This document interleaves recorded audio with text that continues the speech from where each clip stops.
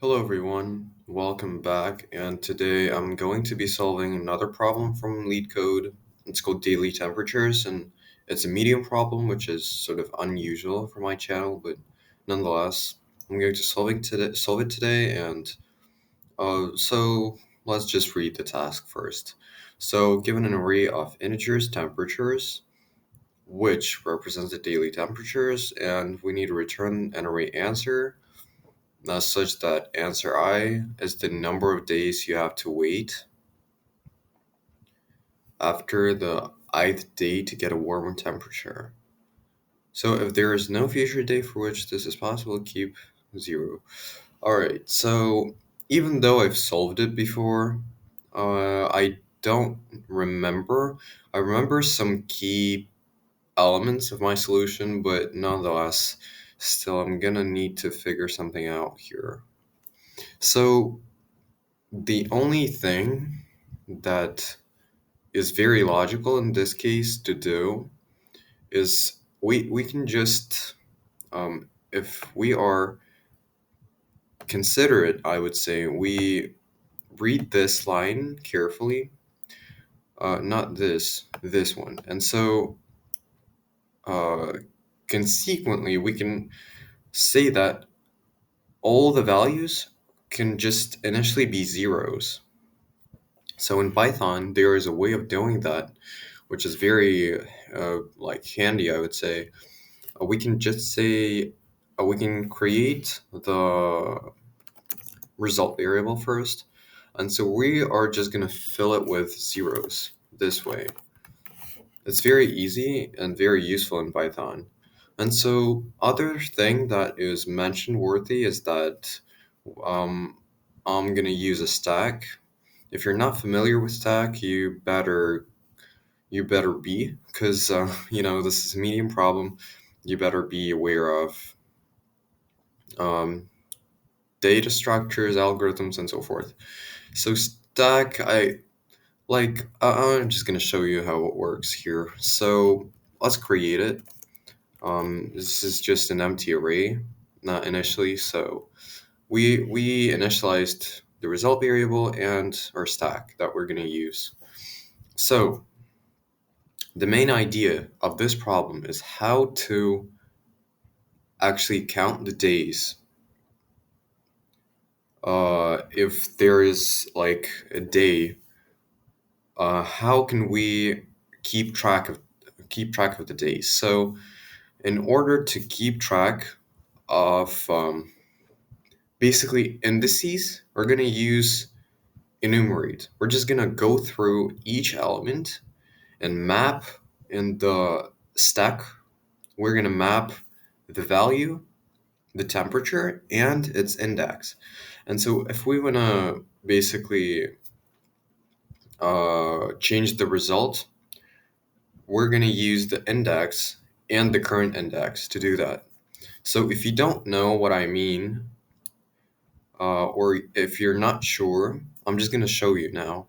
So we're going to use enumerate to keep track of both indices and values. So for I and v in enumerate t.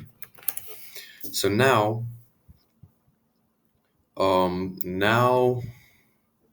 we need to check whether we have anything in the stack and whether the value in the stack. So there's a crucial part of this problem, and this point you need to realize it before solving the problem, because this is just essential. This is crucial. So the thing is, in the stack, when we append values, right, there can't be any larger values on the top. That's the point. So the smallest value is always on the top of the stack. You need to realize that. And I'm not going to explain it precisely, but just think about it. Pause the video and think about it. The smallest value in the stack is always on the top. So that said, we can just say that if stack is not empty, so actually probably I'm going to use a while loop here. Yeah, I'm going to explain why. a while later. So while stack, so if stack is not like empty, and stack the element on the top of the stack, so -1, is smaller than the value, than the current value, basically. So, but as I mentioned in the beginning of the video, we're going to be appending not the values, but both the indices and the values.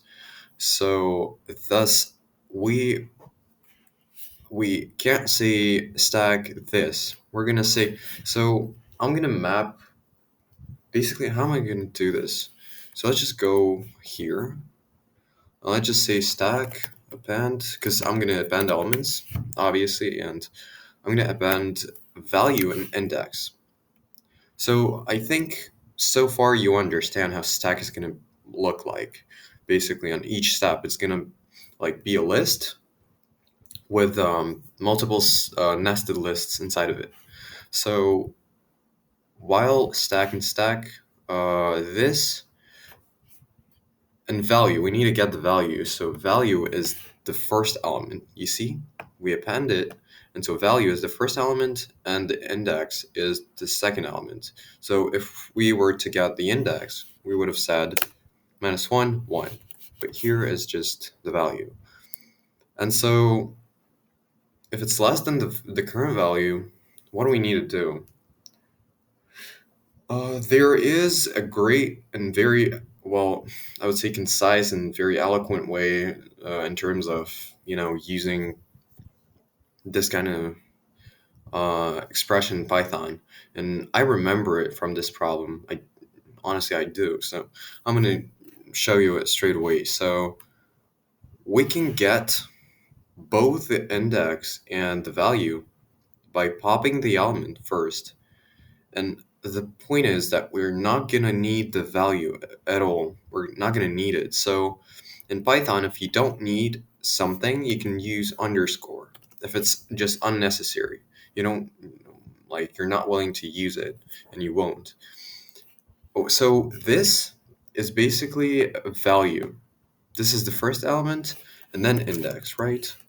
Uh, and we pop the element. And so, if there was some kind of a, like, array equals, say, I don't know, ABC. So if we had ABC here, we could have said A equals array dot pop, and A would have been equal to ABC. So this is the same principle here, but considering that there are two elements there, we are not going to use the value. We're not going to need it at all. And we are going to need the index. So we initialize it, basically. But why? Why are we going to need the index? Well, what do we want to get in the end as a result? We're going to need to change the result variable at some index. And this index is going to be our index. So let me just show you. So result in this index that we popped the element. I'm going to show you later. I'm going to clarify it. Just, it's going to be okay. Because the problem is actually challenging. I spent like maybe like an hour today solving it, and like it was super tough. So anyway, I didn't memorize it though, and also first time I solved it, it was completely different from what I'm doing right now because it was much more complicated and worse. So anyway, so in the result variable at the index that is in the current element, what we're gonna do is we're gonna set it to the current index minus the index that we have. So how does that work? Well, imagine that we have that our temperatures is this, right? Our temperatures is this, and so our stack is gonna be, and initially it's gonna be empty, but then we're gonna append this with the index, and then as soon as we see the next element and it's larger, so we get to this statement and we go inside of it because our current element is larger than the previous one, than the one on the top of the stack. And so um, with that, we're just popping this, and then after popping it, what we do is we get the index. We get the index is 0, and our result variable is currently filled with zeros. How many? 8 elements here, I guess. So result is equal to this, and so forth. And we get the current index. We are at this element, so the current index is 1. In here, result at index I, so the current index, minus index of the element that we popped, which is 0 here, you remember. And so 1 minus 0,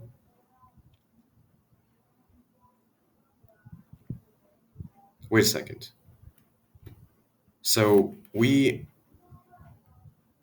pop, yeah. So at this, basically, first element, um, we just set it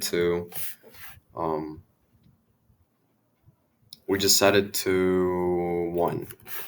So I hope you understand this, because this is important to understand. Maybe I confused you, because at some point I was genuinely personally confused, but anyway, it's not very easy to come up with. And so this way we just pop, we get the index, we decrement the, no, we subtract the index of this from the current index, and at this index, basically, so I don't know why I deleted this. So at this index, which is, what is it? Which is 0, we make it a 1, because I minus index is 1. Current index minus index of the element is 1. So it works this way. And then I think this is pretty much just it. But I'm not sure. So let's see what we are doing here. We create the result variable, we create a stack, right? We go through each element and index, and then we check whether the top element of the stack, its value, to be precise, is less than the current value. And while it's true, we pop the element from the stack, which like its value is less than the current value. And at the index, we set the value of the result to the current index minus the index of the element. Okay, that makes sense. And then we append this nested list to the stack. I think this pretty much should work. So let's find out whether everything is fine. And I guess it is. So let's now clean this and just submit the code. Let's see whether it works. And as you can see, it works perfectly fine. And related to the runtime and to its basically time complexity and its speed, I am a little bit confused, because my solution is absolutely identical to, or maybe almost identical to, what people submit. And so sometimes these people get much better efficiency. So that's a little bit confusing, but nonetheless, it's lead code, it's fine. The only thing that matters is that it works and it's not terrible. It's like, it's great. So thank you guys for watching, and hopefully see you in the next video.